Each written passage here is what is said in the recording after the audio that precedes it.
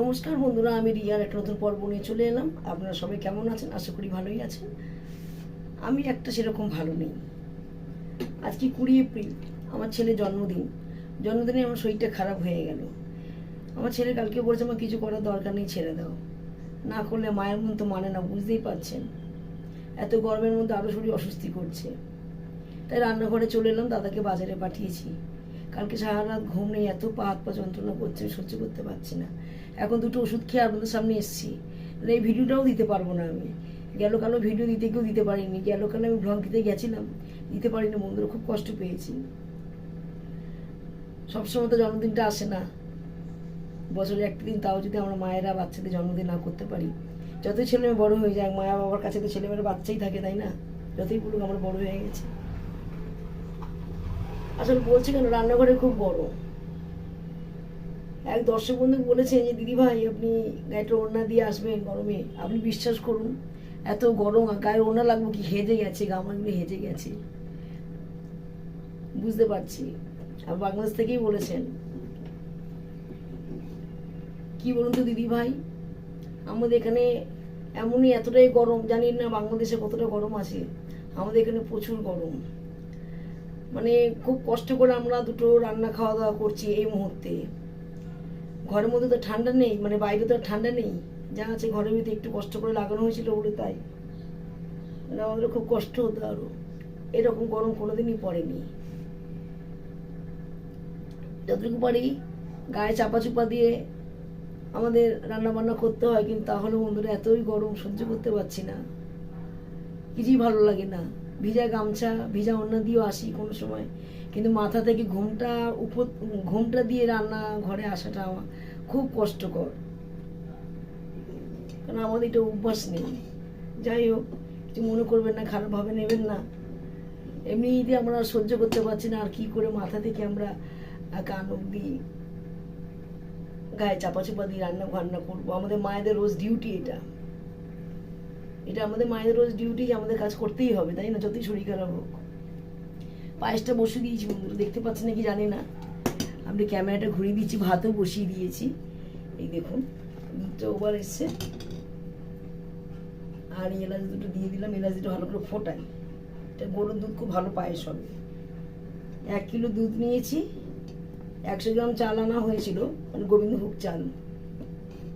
100 গ্রাম দিইনি, মানে এই এতটা রেখে দিয়েছি। অন্যটা কত হবে, 70-80 গ্রাম চাল হবে হয়তো 1 কিলো দুধে। এটাই করেছি। আর দুধেশ্বর চাল রান্না করছি, আর ভিজিয়ে রেখেছি। আজকে বাঁশকাঠি করিনি, দুধেশ্বর চালই করছি, তাড়াতাড়ি হয়ে যাবে। শরীরটা একদম ভালো লাগছে না। জল গরম হয়ে দিয়ে দেবো, 10 মিনিটে ভাত হয়ে যাবে। ভাবলাম আজকে ভিডিও দিতে পারবো না, ইচ্ছা ছিল অনেক কিছু করার, রান্না বান্না, দেখা যাক কতটুকু পারবো। যতটুকু পারবো দেখাবো। আগে পায়েসটা করে সরিয়ে রেখে ভাতটা করে সরিয়ে রাখি।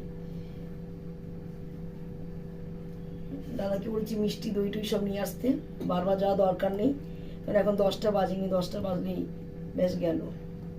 আর রান্নাঘরে দাঁড়ানো যাবে না, 11টা নাগাদ 12টা নাগাদ এরকম ব্যাপার হয়ে গেছে। রান্নাটা করে নিই, দেখতে থাকুন, চ্যানেলটা স্কিপ করবেন না। দুধটা একবার ফুটে গেছিল, আমি নাড়াচাড়া করে দিলাম। এই দুধের পায়েসটার মধ্যে না পুরো মালাইয়ের মতো আমি দেখাবো ওখানে হয়ে গেলে। আর চালটা একটু ভালো করে জল দিয়ে ভিজিয়ে ধুয়ে রেখে দিয়েছিলাম। আর আজকে আমি কাজু বাদামটা ভাজবো না। কাজু বাদাম কিশমিশ আমি ঘিতে ভেজে নিই, কিন্তু ছেলে একটু খাওয়ার বাতেই গেছে, ওই জন্য আমি জলে ভিজিয়ে দিয়ে দেবো এটা আমি। ও ঘি দিয়ে আবার খাবে না, কিন্তু কাজু বাদাম ঘি দিয়ে একটু যদি ভেজে দেওয়া যায়, খুব সুন্দর একটা টেস্ট লাগে। এমনি আমার ছেলে পায়েস খেতে ভালোবাসে না। নিয়ম রক্ষার করার জন্য করে নিই। দেখুন কি সুন্দর দুধটা গায়ে গায়ে লেগে গেছে, পুরো একদম রাবড়ি খান না, রাবড়ির মতো হয়ে যায়। এগুলো সব দুধের মধ্যে চলে যাবে, সরগুলি। ওর খাওয়ার অনেক প্যাগনা আছে জানেন তো। চা খেলে চায়ের সর খাবে না, দুধ কখন খায়, খুব যখন ভয়ানক কাশি হয় তখন দেখবে না দুধ খাচ্ছে, তার সর লাগবে না, সর খাবে না, এই খাবে না, সেই খাবে না। পায়েসটা ভালোই ফুটে গেছে, এই মানে দুধটা ফুটে গেছে। দেখুন কথা কিন্তু বন্ধু একটু গড়বড় হয়ে যাবে, হ্যাঁ, কারণ এত ব্যথার মধ্যে আমি দাঁড়িয়ে দাঁড়িয়ে আমি রান্না করছি। এবার আমি কি করব, চালগুলো দিয়ে দেবো ছড়িয়ে ছড়িয়ে দিয়ে, গায়ে লেগে যাবে।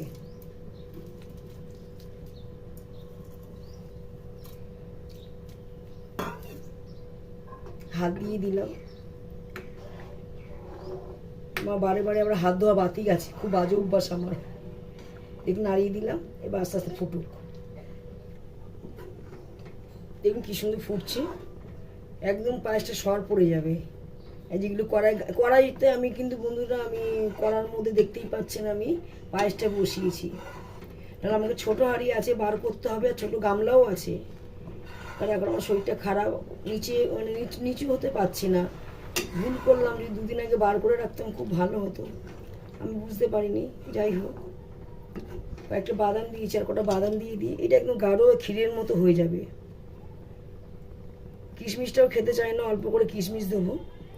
আর এটা আমি আর ঘিয়ে ভাজলাম না, কারণ আমার ছেলে খাবে 1 চামচ পায়েস, তাও জোর করে। অনেক কিছু খাওয়ার প্যাক না আছে, আগেও বললাম। স্পেশাল পায়েস করছি ছেলের জন্য, খেতে পারলে হয়, কিন্তু আজকে একটু হলেও মুখে দিতে হবে।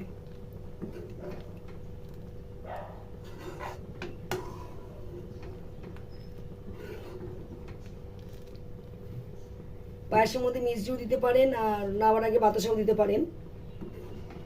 যদি বাতাসা দেন, নাবার আগে দিয়ে এটা ফোটাবেন না, তাহলে পায়েসটা কেটে যাবে। একটু ঘুরিয়ে দেবেন বাতাসা দিয়ে নাবার আগে, কারণ আমাদের যেহেতু গুড় নেই এখন, অফ সিজন, আমাদের এখন গুড় পাওয়া যাবে না এখানে, তাহলে খেজুর গুড়ের পায়েস খুব সুন্দর খেতে লাগে। ঘেমে চান হয়ে যাচ্ছে, দেখুন রান্নাঘরে এখনই কত গরম। ভাতও হয়ে এসছে ওখানে, আর এই পায়েসটা যতই বলুক মা কিছু করতে হবে না, না করলে কেমন, মায়ের মন কি মানে বন্ধু না? মায়ের মন তো মানে না। সবাই মিলে আশীর্বাদ করুন আমার ছেলেকে, ভালো থাকে, সুস্থ থাকে।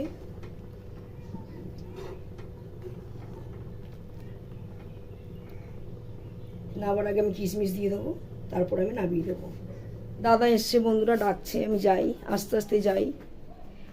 হাত পাতগুলো এখন কাঁপবে, তাহলে ক্যামেরা ধরার এখন আমার সেই জায়গাটা এখন আর নেই। দাদা চলে এসছে বাজার নিয়ে, দেখুন না কি রোদ, রোদ তো হবে।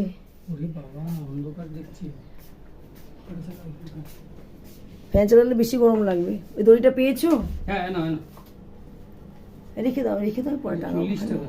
40 টাকা না 20 টাকা করে না দড়িটা? বাবা 40 টাকা দাম নিয়েছে। এই যে অনেকগুলি বাজার নিয়ে এসছে, আর আমি কাল কিছুটা বাজার এখান দিয়ে করেছিলাম। এই পায়েস হয়ে গেছে, শুধু আমি বাতাসা দিয়ে নামিয়ে দেবো। দেখুন না, দাদা বাজার থেকে এসেই সব সবজি নিয়ে বসে পড়েছে, আমাকে অনেক হেল্প করছে। যদি আমি বসতে পারছি না নিচে, ওঠা নামা করলে আরও বেশি কষ্ট হয় আমার। আর এখানে দাদা কেটে দিয়েছে পটল, আলু, ভেন্ডি, বেগুন, কুমড়ো, আর শাক কাটছে, 7 রকম ভেজে দেবো, মাছটাও ধুয়ে দেবে। আর এখানে আমি মুগ ডালটা বসিয়েছি। পায়েসটাও হয়ে গেছে, যেটা মেন জিনিস, আর ভাতটাও হয়ে গেছে। এবার আস্তে আস্তে আমি রান্না করবো বন্ধুরা। মাছের মাথা দিয়ে মুগ ডাল হবে। তুমিও কি মাছের মাথা নিয়ে এসছো নাকি? দিয়েছে, ভালোই হয়েছে। আমার এখানেও তো মাছের মাথা আছে, ডালে হ্যাঁ দিয়ে দেবো। হ্যাঁ, আর মাছটা একটু পাতলা করে ঝোল করে ডাটা দিয়ে, ডাটা দিয়ে ঝোল করো। গরমের সময় খুব কষ্ট পাচ্ছি। রান্নাঘরে আমার মুখের অবস্থা দেখুন বন্ধুরা, সবে শুরু হলো। স্নান করে ফেলবো আমি। রান্নার এখন কোথায় কি বলুন, এখন বাজে পাক্কা 10টা, মানে বুঝতে পারছেন 1.5 ঘন্টা পর আমি আর রান্নাঘরে দাঁড়াতে পারবো না। সিমেন্ট গরম, দেয়াল গরম, কেন এই রোদটা পুরো আমার দেয়ালে লাগে। এরকম গরম তো কোনোদিন পড়েনি। এমনি না আমার কিরকম শরীর দুপুর মাথা ঘুরছে। দাদাকে বলছি তুমি এটা 1 গ্লাস গ্লুকন ডি খাও, আমাকে 1 গ্লাস করে দাও, নাহলে আমি রান্না করতে পারবো না। আর মেয়ে আসার কথা, মেয়ে কখন আসবে আমি জানি না। এতগুলি ভাজাভুজি করবো, মাছের ঝোল করব, মাছের মাথা দিয়ে ডাল করব, আর পায়েস তো হয়ে গেছে, ভাতটা আমার হয়ে গেছে, চাটনি করব। যতটুকু পারবো আমি করবো, যেহেতু আমি 2টো ওষুধ খেয়ে নিয়েছি, নাহলে কিন্তু আমি দাঁড়াতে পারতাম না। মানে যন্ত্রণাই রয়েছে, কিন্তু দমে রয়েছে, আর কিছু না। 2-4 দিন ব্যথা যন্ত্রণা হতে পারতো, তাহলে আমি একটুখানি সুসার পেতাম। আমি একাই 100 বন্ধুরা, দেখুন কিরকম কষ্ট পাচ্ছি আমি। আজকে জোর করে কিন্তু ভিডিওটা দিচ্ছি আমি, শুধু ছেলের আজকে বার্থডে বলে। না আজকে আমি ভিডিও দেওয়ার একদমই আমার ইচ্ছে ছিল না। মেয়ের আশা থাকবো, মেয়ে কখন আসবে জানি না, রান্নাঘরে এত গরম, মেয়েকে কী করে আমি রান্না করতে দেবো বলুন। তুমি ভাজাগুলো করে নিই, যতটুকু পারবো আমি দেখাবো। হয়ে গেলে ভালো হয় তাড়াতাড়ি, চান করে ফেলছি ঘেমে। না না না, তুমি এই টমেটোটা কাটো না। দাদা বলছে আমি করছি, হয় বলুন তো একা এইসবে বাজার থেকে এসে তো রোদে কী করবে বন্ধুরা। ভাগ্যিস আজকে গান ছিল না দাদা, কিন্তু প্রতি বছরই 20 এপ্রিলে গান থাকে। এখন বলছে নাইটে কাজ ছাড়া করবে না। কালকে সন্ধ্যেবেলা আমাদের পাড়ার পাশের পাড়ায় প্রোগ্রাম ছিল, সন্ধ্যেবেলা প্রোগ্রাম করেছে, 3:30 বাড়ি এসে ঠান্ডায় 2-4 ঘন্টা শুয়ে আবার উঠে গেছে। তাও ভালো বলুন, দূর থেকে জার্নির থেকে তো ভালো। স্কুটিটা নিয়ে গেল, 20 মিনিটের পথ না, 15-20 মিনিট না গো, গেল কাজ করে চলে এলো। ওই জন্য দাদা দূরে গান করতে চায় না, কেন আমাদের কলকাতায় প্রচুর গান থাকে। দাদা অনেক প্রোগ্রাম ছেড়ে দিয়েছে, অনেক। দাদা আজকে যদি মালদায় আসতো অনেক টাকা প্রোগ্রাম করে টাকা পয়সা নিয়ে আসতে পারতো, কিন্তু আমি যেতে দিইনি। মালদায় প্রচুর গরম, এখানেই এত গরম। রান্না বান্না হয়ে গেছে, সব গুছিয়ে টুছিয়ে চলে এসেছি। অনেক কষ্ট করে রান্না করলাম বন্ধুরা, কী বলবো। আজকের দিনটা আমার ছেলেটা জন্মদিন, আর দেখুন আজকে বিছানায় পড়ে গেছি। এদিকে স্নান করে আবার স্নান করেছে, 2বার স্নান করলো। আমি জানি তো রান্না পূজা বলছি কেন, এই দিশুদের রান্না পূজাটা তুলছি। জন্মদিনে আমি অনেক কিছু করি, এবারে ছেলেটা কিছু করতে পারলাম না, দাঁড়াতেই পারছি না। আবার স্নান করে নিয়েছি, চেঞ্জ করে চলুন ঘরে গিয়ে, ঘরের বাইরে দাঁড়ানোই যাচ্ছে না। এখন যদি আমি রান্না করতাম তাহলে একদম অবস্থা খারাপ হতো। কি গরম তাপ, কি জানলাগুলো সব বন্ধ করে দিতে হবে জানিস, এত গরম লাগছে না। ওই আর মেয়ে এসছে, দাদা জন্মদিন চলে আয় এখানে থাক। আর সেরকম একটা রান্না বান্না করে নি, চলুন দেখি কী রান্না করেছে আপনাদের, দেখাই। কী করবো গরমে ঠিক দেখাতে পারছি না, জানেন তো। আর আপনার দাদা ওইখানে শুয়ে আছে, দেখুন না। এই ঘুমিয়ে পড়ো না, ঘুমাচ্ছ কেন, চলে আসো। না না বাবা, এখন যেতে হবে না। মেয়েও একটু মিষ্টি নিয়ে এসছে এখানে, আর দাদা মিষ্টি এনেছে আর দই এনেছে, এগুলো দেবো।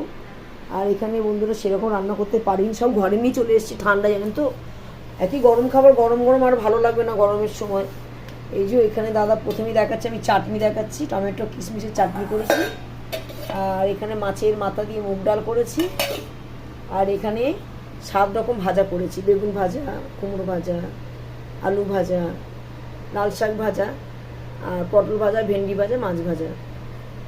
আর এখানে শুধু চিংড়ি মাছটা আনিনি কি পাইনি, কোনো মাছ যায়নি। আর এখানে সকালবেলা পায়েসটা করে নিয়েছি।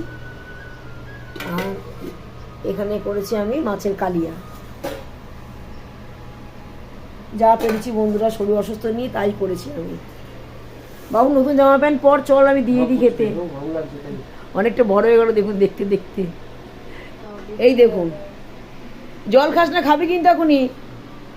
2 ভাই বোনকে দিয়ে দেবো, ছেলের নিয়মটা করে দিই, চলুন। শঙ্করটা কই?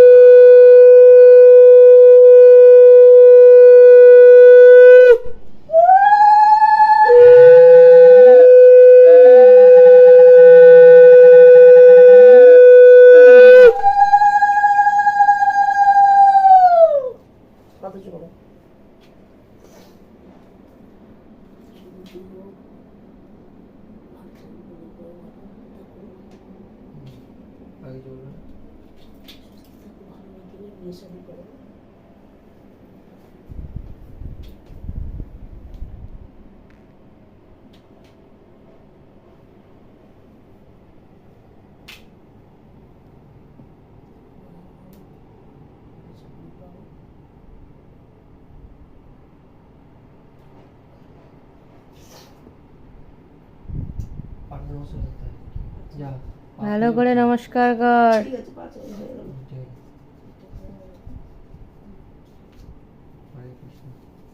হরে কৃষ্ণ।